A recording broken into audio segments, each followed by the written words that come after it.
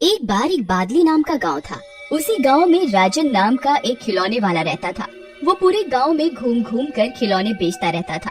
खिलौने ले लो भैया, खिलौने ले लो बच्चों, खिलौने ले लो। मेरे पास हाथी है, घोड़ा है, गधा है, किसको जो चाहिए वो सब मिलेगा। खिलौने ले लो।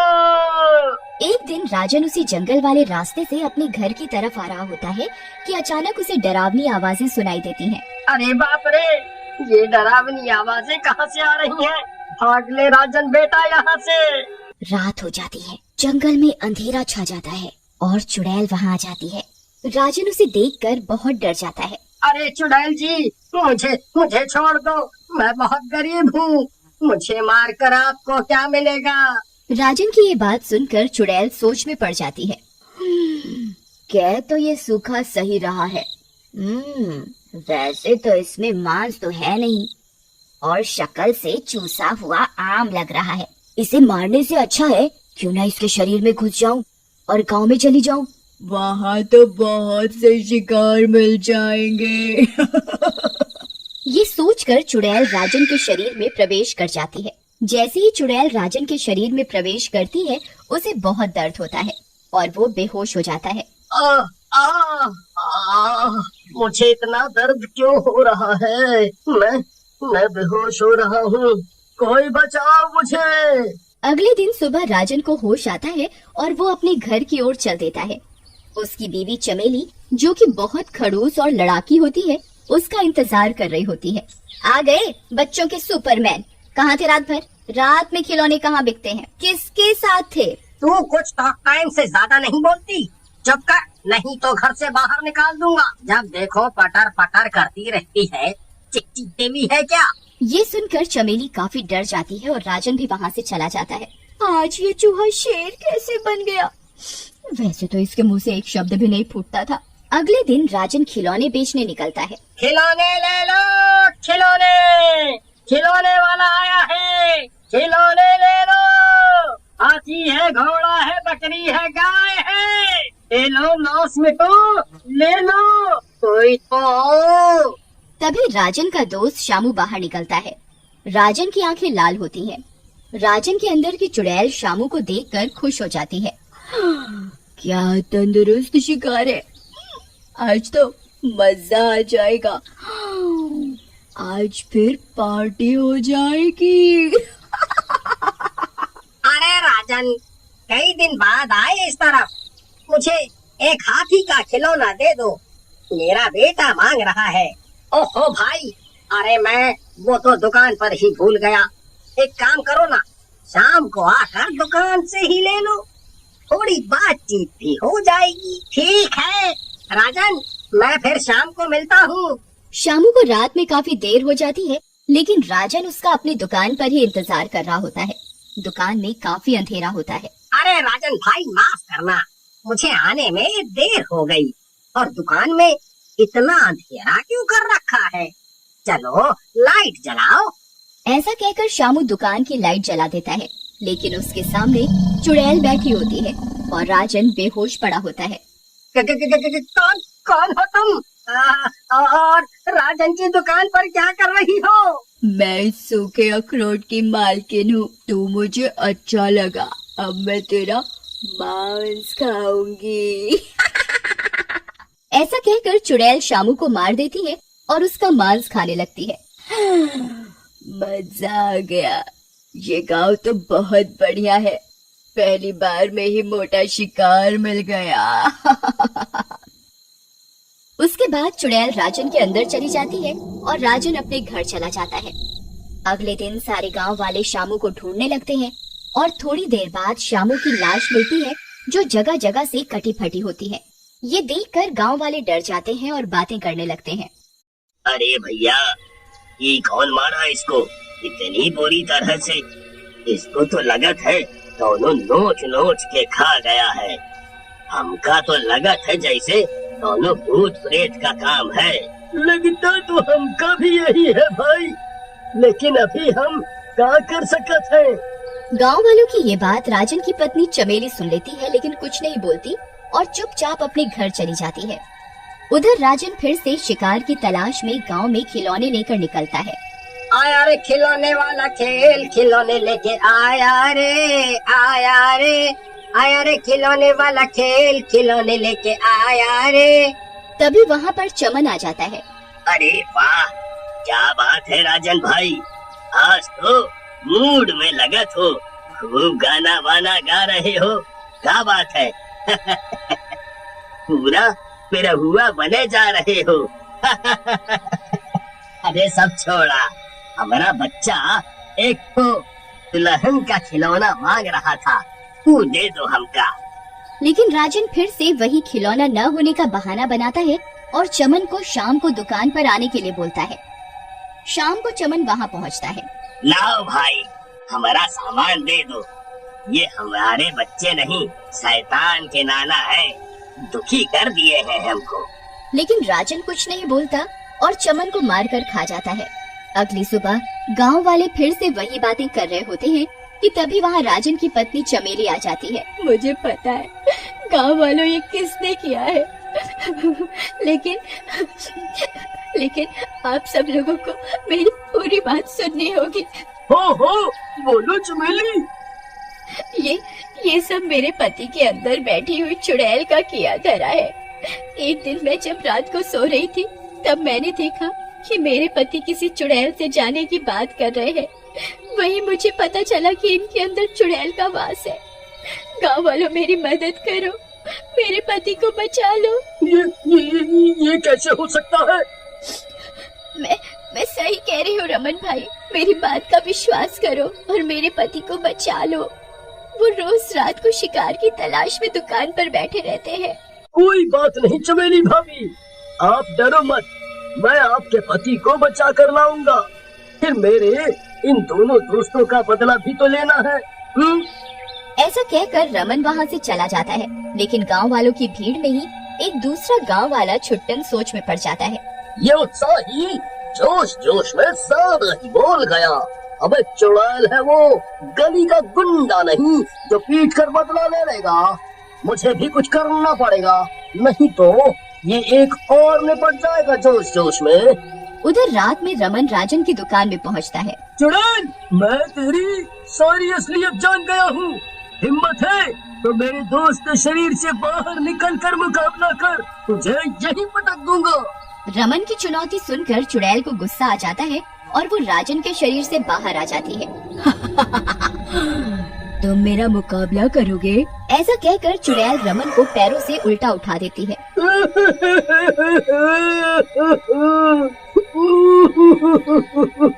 अरे मर गया रे, ये बहादुरी तो महंगी पड़ गई। कोई बचाओ मुझे, बचाओ बचाओ, आई मम्मी बचा लो। तुझे यहाँ कोई नहीं बचाएगा, तू ही तो मुकाबला करने आया था। अब लड़ मुझसे। तब तक वहाँ छुट्टन आ जाता है, उसके साथ एक तांत्रिक भी होता है। चुड़ैलवा, छोड़ दे हमारा दोस्त को, नहीं तो हम तुम्हारी वो हालत करेंगे कि कंफ्यूज हो जाओगी कि भागे या रुके यहीं पर। लगता है इस रमन से पहले तेरी ही मौत लिखी है। ऐसा कहकर चुड़ैल छुट्टन की तरफ भागती है, लेकिन तांत्रिक उसे मंत्रों की ताकत से एक लोहे की चेन में बांध देता है। बहुत निर्दोषों का खून बहाया है तुमने, अब तुम्हारी बारी है। उसके बाद वो तीनों उस चुड़ैल को एक भारी पत्थर से बांधकर एक नदी के अंदर फेंक देते हैं। चुड़ैल की नदी में जाते ही राजन को होश आ जाता है। वाह वाह, मैं ठीक हो गया। सुकीर्ति, चलना आज पार्लर चले, बड़े दिन हो गए फेशियल नहीं करवाया। देख मेरा चेहरा कैसा फीका पड़ गया है।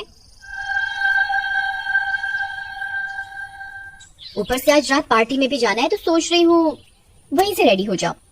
तू तो रह नहीं दे, इतनी सुंदर है फिर भी पता नहीं क्यों चेहरे पर एक्सपेरिमेंट करती रहती है। चल, पर ज्यादा देर ना लगाना वहाँ, मुझे असाइनमेंट भी करने हैं। फिर वे दोनों पास ही के एक ब्यूटी पार्लर में चले जाते हैं। हाँ जी मैडम, बताइए आपको क्या सर्विस चाहिए? मुझे डीप फेशियल चाहिए जिससे मेरा चेहरा खिल उठे, फिर एक अच्छा सा मेकओवर डिनर पार्टी के लिए। मैडम आप सोफे पर वेट करो। अंजलि नेहा को लेकर ट्रीटमेंट रूम में ले जाती है। मैम आंखें बंद कर लीजिए। नेहा चेयर पर बैठती है रिलैक्स होकर। एकाएक अंजलि एक चुड़ैल में बदल जाती है।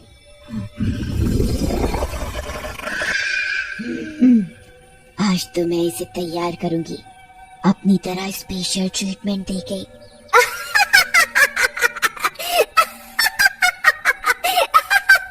फिर चुड़ैल एक आटे के डिब्बे से एक कटोरी में आटा निकालती है और उसमें पानी मिलाकर क्रीम टेक्सचर का बना लेती है। फिर चुड़ैल वो ट्रीटमेंट नेहा के चेहरे पर करने लगती है।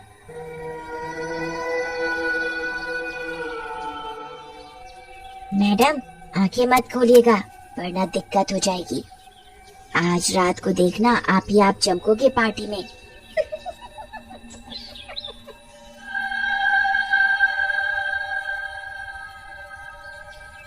नेहा अपनी आंखें बंद ही रखती है, पर अब उसे इस फेशियल में अजीब सा महसूस होने लगा। अरे ये कौन सी क्रीम यूज कर रही हो तुम? चेहरा खिंच सा रहा है।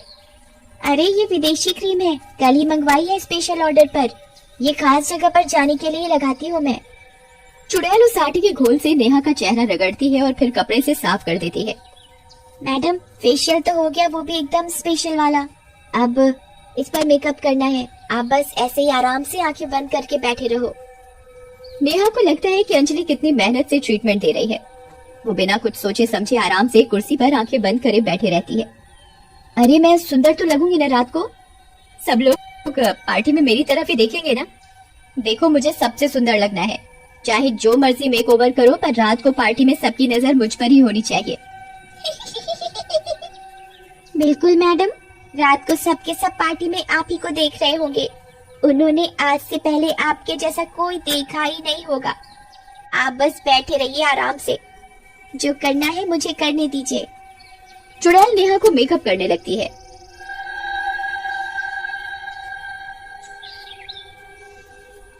वो उसकी आंखों को लाल काले रंग से रंग देती है और काजल से उसके बड़े बड़े आंसू जैसे बना देती है।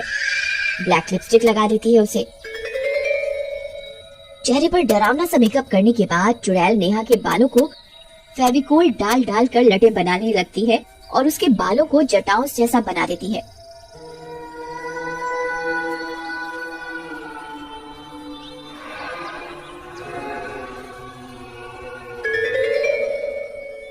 बेचारी नेहा अपने आप को खूबसूरत बनाने की चाह में आराम से उस पर विश्वास करके बैठी रहती है, बिना ये सोचे कि ऐसा कुछ डरावना भी उसके साथ हो सकता है। अब कितनी और देर लगेगी? कब तक बैठना पड़ेगा मुझे? मैं सुंदर तो लग रही हूँ ना? अरे अरे प्रीति, तुझे इंग्लिश आती है क्या? नहीं यार, थोड़ी बहुत ही आती है, लेकिन बात क्या है? अरे क्या बताऊँ यार, मेरा नया फ्रेंड इंग्लिश में मैसेज कर रहा है और मेरी इंग्लिश इतनी अच्छी नहीं है। इस मुसीबत से तो तुझे यू डिक्शनरी ही बचा सकता है। वो कैसे? ये देख, यू डिक्शनरी ऐप ओपन करके इसे मैजिक ट्रांसलेट को एनेबल करना है। उसके बाद तेरे फ्रेंड ने जो तुझे मैसेज भेजा है ना, इस बटन को उस मैसेज के ऊपर ड्रैग करके छोड़ना है और देख, हो गया ना ट्रांसलेट। अरे वाह प्रीति, ये तो कमाल की ऐप है यार। और आप यू डिक्शनरी ऐप को व्हाट्सएप, फेसबुक, इंस्टाग्राम, ट्विटर, कहीं भी इस ऐप को यूज कर सकते हैं। और साथ ही साथ आप इस ऐप की मदद से किसी भी लैंग्वेज को किसी भी लैंग्वेज में ट्रांसलेट कर सकते हैं। आप भी यू डिक्शनरी ऐप डाउनलोड कीजिए, लिंक डिस्क्रिप्शन में दिया गया है। Thank you friends. तुम शांति से बैठो, तुम बिल्कुल परी जैसी लग रही हो। इधर बाहर सुकृति सोचने लगती है कि इतना लेट कैसे हो गया, ऐसा क्या करवा रही है नेहा जो इतना समय लग गया। एक तो ये ब्यूटी पार्लर लगता है जैसे कब से वीरान पड़ा है। नेहा को भी इसी पार्लर में आना था, ऊपर से इतना समय लगा रही है जैसे इसी की शादी होने वाली हो आज। ये नेहा भी हल्का फुल्का मेकओवर लेकर घर चलती, पार्टी तो रोज होती रहती है, ऐसा भी क्या मेकअप का भूत सवार है इस पे। भगवान ने इसे इतना सुंदर तो बनाया है, फिर भी रोती रहती है पागल सी। सुकीर्ति के बोलने की आवाज बाहर से गुजरते हुए एक लड़के को सुनाई देती है। अरे इस खटारे में कौन है अंदर? इसी की आवाज सी सुनाई दी मुझे। जरा देखो तो कोई शराबी कबाड़ी तो नहीं पड़ा हुआ। लड़का इधर उधर देखते हुए पार्लर के अंदर घुसता है तो सुकीर्ति को देखकर एक पल के लिए डर जाता है। अरे तुम कौन हो और इस खटारी जगह पे क्या कर रही हो? मैं क्यों बताऊं कि मैं कौन हूँ? पहले तुम बताओ कि तुम कौन हो। और ये यूनिसेक्स पार्लर नहीं है जहाँ मुंह उठाए अंदर आ गए। ये लड़कियों के लिए है, सिर्फ लड़के यहाँ नहीं आ सकते। ये सुनकर लड़का हंसने लगता है। क्या कहा तुमने? लड़कियों के लिए ब्यूटी पार्लर है ये? कौन सी दुनिया से आई हो तुम? भांग वांग तो नहीं पी रखी ना? अरे मैं तो बाहर से निकल रहा था, तुम्हारी आवाज सुनी तो अंदर आ गया। ये ब्यूटी पार्लर है नहीं, था एक जमाने में। ये तो कब से ऐसे ही खटारा पड़ा है। इंसान क्या, परिंदे भी नहीं आते इस कबाड़ खाने में। और तुम यहाँ मेकओवर कराने आई हो।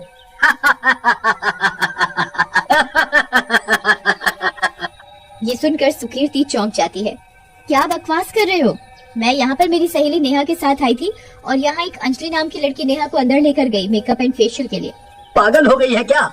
यहाँ कोई अंजलि नहीं है। ये पार्लर महीनों से वीरान है। लोग तो ये भी कहते हैं कि यहाँ चुड़ैल का साया है, पर मैं ये सब नहीं मानता। ओह माय गॉड, कहीं जो मैं सोच रही हूँ वो सच तो नहीं? नहीं नहीं, ऐसा नहीं हो सकता।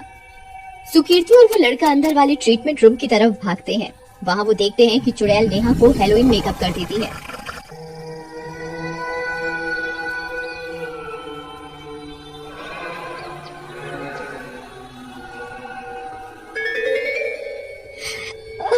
चुड़ैल, भाग नेहा, खड़ी हो वहां से। नेहा को समझ नहीं आता एक बार को कि ये क्या हो रहा है। देखो मेरा टैलेंट, मुझसे सुंदर मेकअप कोई नहीं कर सकता। दुनिया में मुझसे ज्यादा सुंदर कोई है ही नहीं।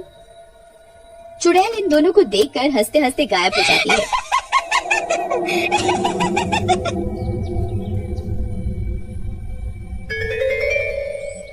नेहा जब अपनी आंखें खोलती है तो खुद को शीशे में देखकर उसकी जोर से चीख निकल जाती है।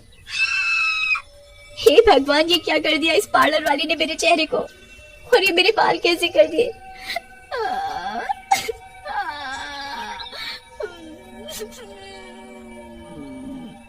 कहाँ गई है अंजलि की बच्ची? कहाँ है ये राक्षसनी बनाकर मुझे भाग गई? अरे पगलेट, आज तेरा मेकअप का भूत उतर जाएगा पूरी तरह से, क्योंकि तेरा मेकअप किसी पार्लर गर्ल ने नहीं, एक चुड़ैल ने किया है। और अपनी शक्ल देख, तू भी किसी चुड़ैल डायन जैसी लग रही है। क्या मैं इतनी देर से चुड़ैल के साथ थी और ये मेरी शक्ल चुड़ैल की देन है? ये सुन के कि 2 घंटे से नेहा एक चुड़ैल के साथ अकेली थी और उससे बातें कर रही थी, ऊपर से भयंकर चुड़ैल वाला मेकअप और जटाओं जैसे बाल उस चुड़ैल ने बनाए हैं, उसके नेहा तुरंत ही बेहोश हो जाती है। अरे नेहा उठ, खड़ी हो फटाफट, शाम हो चुकी है, खड़ी हो, जल्दी से घर चलते हैं, मुझे बहुत डर लग रहा है। तभी लड़का बाहर से पानी की बोतल लाता है और नेहा के मुंह पर छिड़कता है। नेहा होश में आ जाती है। फिर नेहा अपना मुंह स्कार्फ से कवर करके घर जाती है और वहां से नॉर्मल होती है। उस रात नेहा पार्टी में न जाके अकेले बैठकर एडवेंचरस डे के बारे में सोचती रहती है।